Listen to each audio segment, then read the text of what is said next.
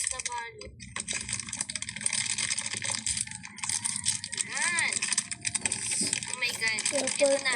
Ganyan siya karami. Purple pa to. Basta. Yan na. Ganyan karami.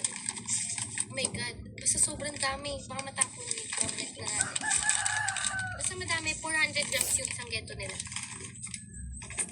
So, kuha na tayo ng tag-iisang flavor. Guys, parang nagiging bias ko na yung ano. Ito yung green grape. Yung mango pa rin ang top 1. Let's eat. Pichit-pichitin na natin. So, ito na. Hey Heart, naghahanap ka ba ng peelable gummy candy na fruits? Ito na yan. Wala man, Buksan na purple. natin. Siyempre, ang top 1 natin is mango.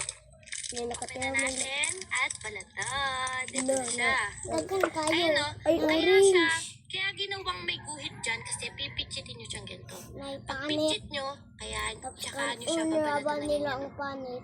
Ayan, o, diba? Lumiraban Ayun ka na. ng panit. Perfect. Ito yung mango nila.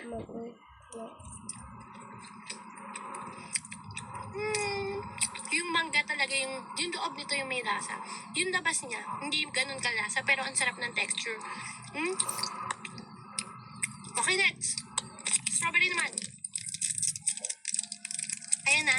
Pakita ko lang ulit sa inyo. Ito, kaya siguro ginawang ganyan para pichitin yung ganyan. Bago pag pichit nyo, tsaka nyo siya pabalatan. Okay? Strawberry. Okay. And, Gusto ko matilaw. so good. Namin garuraro ko gusto. Lahat ng flavor, top 1 ko na ata. Kalit. Green apple, medyo na yung dabok sa green grape pala. Ayun o, pare-pare sila may ganyan. Pipichitin yung ganun. Pag pichet is, babalatan na ganun. Ayan. Green grape. Na yung dabok sa green grape. Ang sarap. Okay, ano to? Wait, yung orange pala. Kuha ko. Ito yung orange. Okay. Yan ay. Parang lahat ko ng favorite ko, guys. Ayun o. Oh, ganun. Ano mo ang gas?